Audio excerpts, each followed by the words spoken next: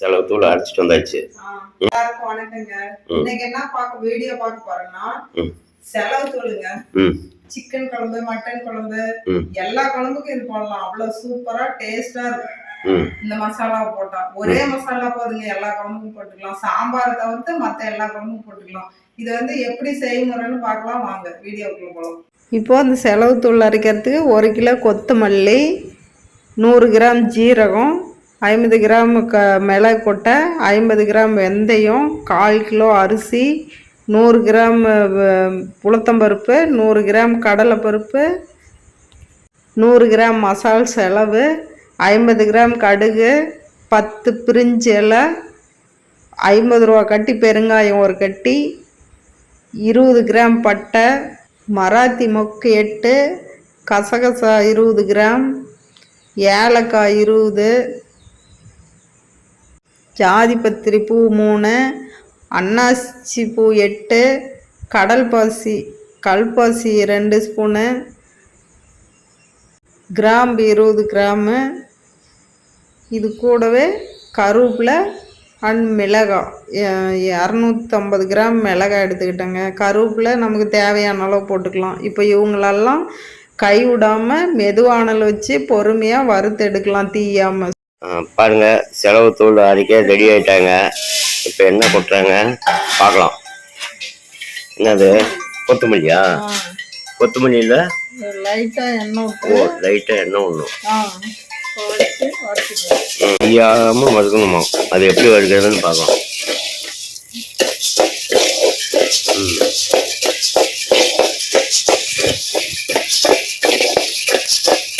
Light வெளிச்சத்துல தீயாம வறுக்கிறாங்க. இங்க பாருங்க, ஏற்கனவே வீடியோ எடுக்கிறதுக்கு முன்னாடி கொஞ்சம் வறுத்துட்டாங்க. பச்சரிசி, புழுங்கல் அரிசியா? அடுத்து இது கொஞ்சம் வறுத்துட்டாங்க. கருவேப்பிலை கொஞ்சம் வறுத்துட்டாங்க. இப்போ அது வறுத்தாச்சா?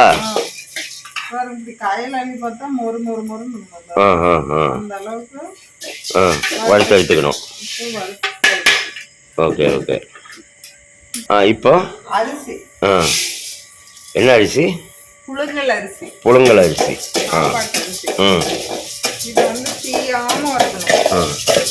அரிசி பாருங்க இப்போ எப்படி இருக்குது, அப்புறம் வறுத்தோட்டி எப்படி இருக்குதுன்னு பார்க்கலாம். ஒரே மாதிரி இதாகிக்குது. எங்க காட்டு. அரிசி பாருங்க, முன்னந்ததுக்கும் இப்போ கருப்புக்கும் எப்படி இருக்குது. அதில் கொட்டி ஆயிடுச்சு. அடுத்து உளுத்தம் பருப்பா? அதுக்கு எண்ணெய் ஊற்றணுமா?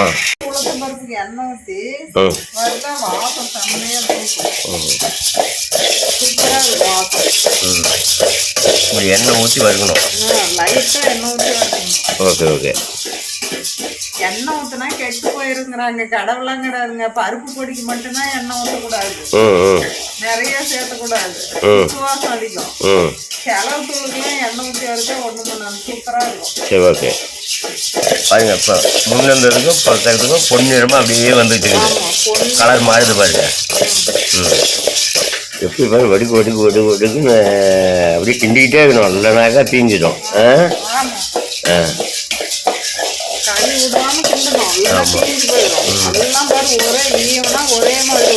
வாசம் வந்துச்சு.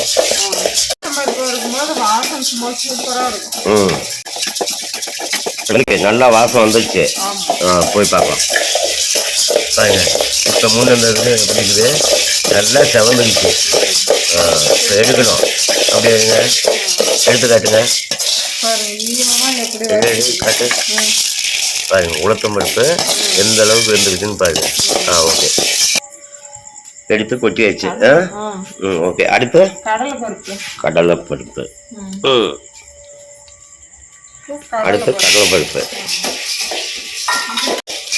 இப்போ பாருங்க, கடலைப்பருப்பு எப்படி இருக்குது, வெந்த உடனே கலர் எப்படி இருக்குதுன்னு பாருங்க. கடலைப்பருப்பு வந்துருச்சா? ரெடி ஆயிடுச்சு. வாங்க பார்க்கலாம். பாருங்க, கடலைப்பருப்பு முன்னந்ததுக்கும் இப்போ கருதுக்க வந்துடுச்சு. சூப்பராக வந்துடுச்சு. கெட்டி பருப்புங்கிறது அதனால ஆ மெதுவா அனல் வச்சு வச்சாதான் மறுபடும். ஆஹா அதனால கொஞ்சம் லேட் ஆகும். ம் கொஞ்சம் அனல் மிச்சமா சீக்கிரம் வறுத்துட்டோம்னு வச்சா தீஞ்சு தீஞ்சு போயிடும். வறுத்துக்கிட்டு வந்துச்சா? சரி எடுத்து கொட்டுங்க. உளுத்தம் பருப்பு ஃபஸ்ட்டு, ரெண்டாவது இப்போ கடலை பருப்பு ரெண்டும் மிக்ஸ் ஆயிடுச்சு.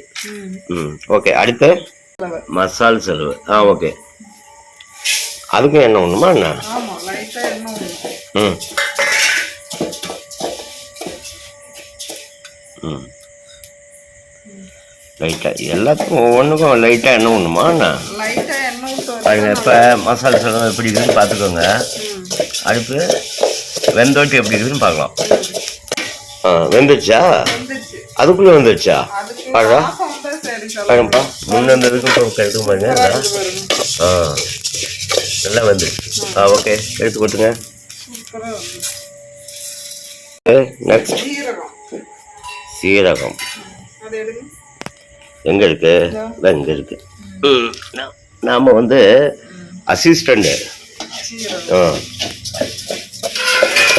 சீரகம் அப்படி இருக்கு. அடுத்து எப்படி இருக்குன்னு பார்ப்போம். ஓகே. சீரகம் வந்துருச்சா? சீரகம் பாருங்க பொரியுது. ரெடி ஆயிடுச்சுன்னா ரெடி ஆயிடுச்சுன்னு அர்த்தம்.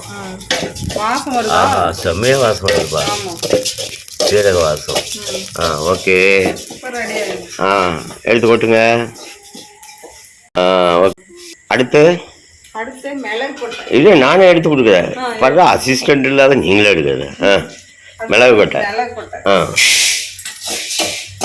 அதுக்கு என்ன ஊற்றணுமா? தேவையில்லையா? இதுக்கு தேவை. இதுக்கு தேவையில்லை. சீரகத்துக்கு மிளகு கொட்டைக்கும் எண்ணெய் தேவை. பாருங்க, மிளகு கொட்டைக்கு என்ன தேவையில்லையா? அப்படி. ஓகே. அடுத்து வெந்தோட்டி எப்படி இருக்குதுன்னு பார்க்கலாம். பொரியும். நல்லா பொரியுதாட்டுங்களே. மிளகு கொட்டை. மிளகு கொட்டை பொரியுது. ஓகே ஓகே, வெந்துடுச்சு. அடுத்து வெந்தயம். வெந்தயம். வெந்தயம் வந்து கசப்பு தன்மைங்கிறதுனால இதுல பாதி தான் வெந்தயம். அது 200 கிராம்னா இது 100 கிராம் போட்டா போதும். வெந்தயம் எப்படி இப்போ எப்படி இருக்குது பார்த்துக்கோங்க. வெந்தயம் வந்து வாசம் வரும். செம்மையா வாசம் வரும். அப்போ வாசம் வர தருணத்தெல்லாம் எடுத்துக்கணும். கசக்கும். அப்படியா? ஓகே. பக்குவமா பார்த்து எடுத்துக்கணும். வாசம் வந்துச்சு. வாசம் வந்துச்சு. எங்க?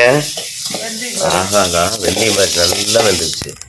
பாருங்க, வெந்துருச்சு. பொடி பொடின்னு சவுண்டு. ஏன்னா வெந்தயம் அப்புறமேட்டுக்கு இல்லைன்னா கசப்பு வந்துடும். Okay okay. அடுத்து கடுகு. கடுகு. 8 மணி எடுத்து கொடுத்துட்டா. இப்போ பாருங்க கடுகு. அதுக்கு என்ன பண்ண? கடுகு எப்படி வெடிக்கணும்? சூப்பரா வெடிக்கும். அதுக்கு என்ன தேவையில்லையா? எண்ணெய் தேவையில்லை. கடுகுக்கு என்ன தேவையில்லை. எண்ணெய் தேவையில்லை. வெடிக்குமா? வெடிக்கும். இதெல்லாம் பக்குவமா வறுத்து அரைச்சிட்டா அப்படியே சூப்பரா இருக்கும். எந்த மசாலாவுமே சேர்த்துணுங்கிறது இல்லை. கறி குழம்புக்கெல்லாம் மீன் குழம்புக்கு புளி மட்டும் சேர்த்தணும். அதான் நல்லா செய்ய தெரிஞ்சு இந்த மாதிரி பக்குவமாக வறுத்து எடுக்கிறது. கரெக்டாக வறுத்து எடுக்கணும். எச்சாவும் இருக்கக்கூடாது, கம்மியாகவும் கூடாது. சூப்பராக வறுத்து எடுக்குது. ஒரு வருஷத்துக்கு வச்சுக்கலாம். கடுகு பொடிஞ்சிருச்சாட்டுங்கப்பா. பொடி சவுண்டு கேட்குது. அதான் கடுகு பாருங்க பொடியுது. Okay okay okay okay. சரி, எடுத்துடுங்க. கடுகு பொரியாம எடுத்தா கசப்பா இருக்கும். ஓ அப்படியா? அப்போ நல்லா பொரிய விட்டுருங்க. கடுகு பொரிய விடணும். அதே மாதிரி ரொம்ப தீயும் விடக்கூடாது. பாருங்க எப்படி பொரியுது. Okay okay okay. அடுத்து கருவேப்பிலை. கருவேப்பிலை. கருவேப்பிலை இல்லை, கருவேப்பிலை. கருவேப்பிலை. அதுக்கு என்ன ஒண்ணுமா? எண்ணெய் விடக்கூடாது. இந்த கருவேப்பிலை வறுக்கிறதுக்கு இப்படி கல் உப்பு போட்டு வறுத்தா கலர் மாறாம அப்படியே ஈரத்தன்மை இழுத்துப்படும் கருவேப்பிலை. ஓஹோ, அதெல்லாம் டிப்ஸ் சொல்லணும் கரெக்டா. செய்யறவங்க அப்பதான் கரெக்டா செய்வாங்க.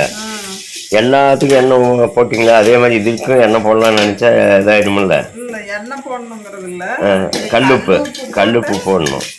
கல்லுப்பு போட்டு வந்தா ஈரத்தன்மையை இழுத்துரும், இந்த கலர் மாறாம இருக்கும். அதான் டிப்ஸ். இதெல்லாம் டிப்ஸ் கருவேப்பிலை வறுக்கிறதுக்கு. வெந்தோட்டி பார்க்கலாம். கருவேப்பிலை வாங்கியாச்சா? எங்க பாருங்க, கலர் மாறாம நல்லா இது பண்ணியாச்சு. கலர் மாறாம இப்பயே வரன்னு எடுத்து வச்சு. Okay okay. இப்பயே அரைக்கிற மாதிரி இருக்கும். அதுக்குதான் உப்பு, கல் உப்பு போட்டு வைக்கிறது. அடுத்து கசகசா. கசகசா அப்படின்னா எங்க காட்டுங்க பார்க்கலாம். சாமரிசி மாதிரி இருக்கும். பாருங்க, சாமரிசி மாதிரி இருக்குமா? இதுக்கு பேர் கசகசா. இது விலை அதிகம். விலை அதிகம் இருக்கிறதுலே. அவ்வளோதானா? அடுத்து என்னென்ன ஐட்டம்?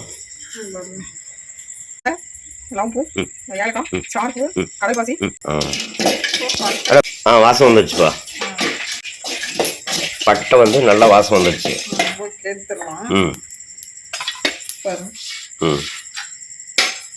இப்போ எல்லாமே ஒன்றாவே போட்டுக்கலாம். எல்லாமே உங்களை காக்கிறதுக்காக தனித்தனியாக வச்சது. இதை வந்து எல்லாம் ஒன்றா போட்டு வறுத்தெடுத்துடலாம். ஓகே, எல்லாம் சேர்ந்த கலவை எப்படி வாசம் வருதுன்னு பார்க்கலாம். எல்லாம் வந்துடுச்சா? எங்க காட்டு. அது எல்லாம் கொட்டி வறுத்தது பாருங்க, செம்மையான வாசம். சூப்பராக வாசம் வருதுப்பா.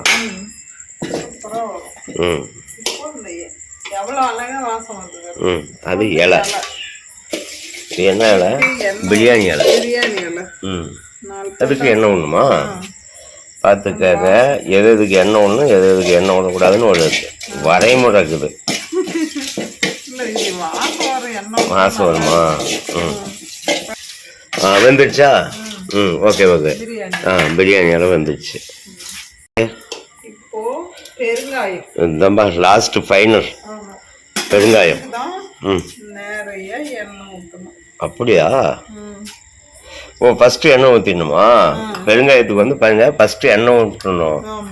அடுங்க பெருங்காயத்தை கட்டுங்க. கட்டி பெருங்காயம், அதாவது கட்டி பெருங்காயம். பெருங்காய கட்டி வாங்கி உடைச்சி நுணுக்கி இந்த மாதிரி நுணுக்கி எடுத்து அதில் போடணும். பொரியும்.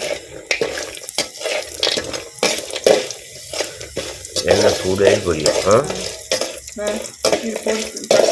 ரெடி ஆகிடும் பாருங்களா. ஓஹோ, அதே பிராண்டட் தான். அதுலேயும் இல்லைப்பா, வாசம் ஏதோ நம்மளுக்கு தான் தெரியலன்னு நினைக்கிறேன். ஆனால் லைட்டாக வாசம் வருது. இப்போ அதை மட்டும் தனியாக அடித்து எடுத்துக்கணும் எண்ணெயை விட்டு. நான் தனியாக வச்சுக்கோ. பாருங்க, இதில் ஒரு 2-3 ஐட்டம் அதில் இருக்குது பாருங்க. கருவேப்பிலை, அரிசி, அடுத்து கொத்தமல்லி, இன்னும் உள்ள ஏதோ ஒரு ஐட்டம். அடுத்து இதில் வந்து ஒரு 12 ஐட்டம் அதில் இருக்குது. எல்லாமே வறுத்தெடுத்தாச்சு. எல்லாம் வறுத்தெடுத்தாச்சு. அடுத்து இதை காய வச்சு அப்புறமேட்டுக்கு அரைச்சி எடுக்க போகணும். மிளகா போட மாட்டேன், ஆனா இது வந்து காரம் இல்லாத மிளகாங்கிறதுனால நான் இப்ப சேர்த்து போறேன். இப்ப எல்லாம் எடுத்துட்டு இப்ப அடுத்து மிளகாயா? இது வந்து காரம் இல்லாத மிளகாங்கிறதுனால நான் போடுறேன். மேக்சிமம் செலவு தூள் தனியா, மிளகாய் தூள் தனியா தான் இருப்பேன். தனியா அரைச்சி வச்சுட்டாங்க இருக்கிறதுனால இப்ப இது போட்டதா காம்பு கிள்ளிட்டு போட்டா விதைங்கெல்லாம் கொட்டுமா, காம்போடு போட்டு வறுத்து எடுத்து ஆற வச்சுட்டு அப்புறம் கோம்பு. அப்புறமேட்டு கோம்பு கிழிக்கிறது. Okay okay okay. அந்த டிப்ஸ் சொல்லணும்ல. என்னடா காம்போடியே போடுறாங்க, எனக்கு வந்த டவுட் எல்லாத்துக்கும் வந்துடும்ல. காம்பு வந்து பின்னாடி எடுத்துக்கணும், இல்லைன்னா தீயும் அந்த விதைங்க. ஓகே, சரி சரி அது சரி. கொஞ்சம் கசப்பா இருக்கும். ம் ம். ஆ, அது மிளகா வணங்கிடுச்சா? ம். ஆ போட்டோம்னா வருது. ஆ, ரைட் ரைட். ம், சூப்பராக இருக்குது மிளகு. இப்போ இதை கோம்பு காய வச்சு கோம்பு எடுத்துடணும். அதே விதை விதை கொட்டினது பழுக்கு அதே ஆகி போச்சு. அது ஒரு கசப்பு தன்மை வரும். அதுக்கு தான் இந்த காம்பு வந்து உடைக்காத அப்படியே வறுத்து எடுத்துருது. அதுக்கு பிறகு காம்பு உடைச்சிக்கலாம். ஓகே, சூப்பராக இப்போ ரெடி பண்ணியாச்சு. ம், இதுக்கு மேலே நம்ம நாளைக்கு காய வச்சு அரைக்கணும், அரைச்சிட்டு வரணும். பாருங்க, இவ்வளோ இருட்லையும் லைட் வெளிச்சத்தில் உக்காந்துக்கிட்டு எல்லா வேலையும் முடிச்சாச்சு. காலையிலேருந்து வேலைங்கிறதுனால இந்த டைம் இப்போ வறுத்து எடுத்த உடனே வெயிலில் நல்லா வெயில் அடிக்கும் போது நல்லா பாய் போட்டு அதுக்கு மேலே ஒரு துணி போட்டு காய வச்சு எடுத்துக்கணுங்க. இப்போ பாருங்கள், கருவேப்பிலை தனியாக காற்றடிச்சிட்டு போகுதுன்னு சொல்லி தனியாக குண்டாவில் வச்சுட்டேன். இப்போ மிளகெல்லாம் கோம்பு ஆஞ்சி வச்சுட்டேன். இப்போ நல்லா வெயிலில் காய வச்சு எடுத்துக்கலாம். சூப்பராக வெயிலில் காஞ்சிருச்சுங்க. பாருங்கள், எடுத்தாச்சு. இப்போ மிஷினுக்கு கொண்டு போய் அரைச்சிட்டு வந்தோம். அரைச்சிட்டு வந்தாச்சு. அரைச்சிட்டு வந்துட்டு இதை வந்து இப்படி பேப்பர் மேலே கொட்டி உலர்த்தணும். ஏன்னா மிஷின் ஹீட் ஆகுது இல்லையா, சூடாக இருக்கும். அப்படியே போட்டு வைக்கக்கூடாது. ம், ஆமாம். முடிஞ்ச அளவு ஒரு நாள் ஃபுல்லாக நல்லா ஆற வச்சு பாட்டிலில் ஸ்டோர் பண்ணி வச்சுக்கணுங்க. பாருங்க, சூப்பராக அரைச்சிட்டு வந்தாச்சு செலவுத்தூள். பாருங்க, இப்போ கொண்டுட்டு வந்தோடனே இப்படி பேப்பர் கீழே போட்டு ஆற வச்சு பாட்டில் எடுத்து ஸ்டோர் பண்ணி வச்சுக்கிட்டோம்னா 6 மாசம் வரையும் 1 வருஷம் கூட வச்சுக்கலாங்க. சூப்பரா இருக்கும், டேஸ்டா இருக்கும் குழம்புக்கு. சரி, ஓகே. ஓகேங்க, அடுத்த வீடியோவில் பார்க்கலாம். பாய்.